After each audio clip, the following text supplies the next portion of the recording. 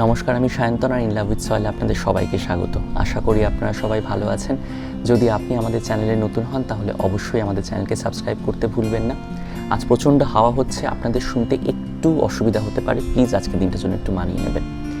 বেশ কয়েকদিন আগে আমি সাকুলেন্টের উপর একটা ভিডিও করেছিলাম, তো সেখানে আপনারা অনেকেই আমার প্রশ্ন করেছিলেন যে সব সাকুলেন্ট কি সমানভাবে রোদ পছন্দ করে, বা বেশ কিছু সিডাম গোত্রের সাকুলেন্ট আছে তারাও কি সমানভাবে রোদ পছন্দ করে, অর্থাৎ সারাদিন কি তারা রোদ ভালোবাসে।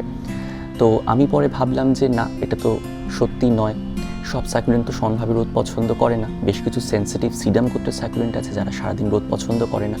সেই জন্য আপনাদের সুবিধার্থে আমি একটা লিস্ট বানিয়েছি, একটা হার্ডি সাকুলেন্টের লিস্ট, একটা সেন্সিটিভ সাকুলেন্টের লিস্ট।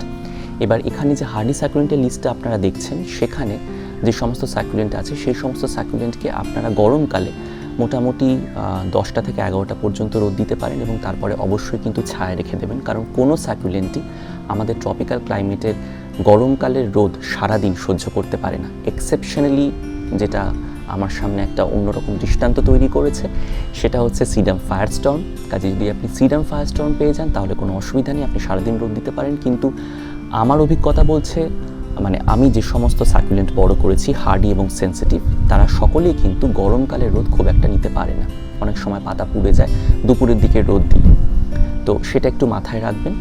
আর যে সমস্ত সেন্সিটিভ সাকুলেন্টের নাম আমি এখানে রেখেছি, সেই সমস্ত সাকুলেন্ট কিন্তু মোটামুটি ভোর থেকে শুরু করে হার্ডলি 9:30 থেকে 10টা গরমকালে এই সময় রোদটুকু পছন্দ করে।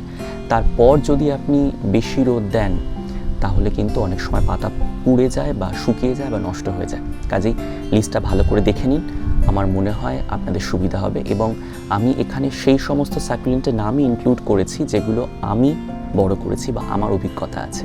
কাজেই আশা করছি আপনাদের খুব একটা বুঝতে অসুবিধা হবে না, এবং আপনাদের মোটামুটি একটা ধারণা তৈরি হয়ে যাবে যে সাকুলেন্টকে আপনারা ঠিক কীরকম রোদ দেবেন।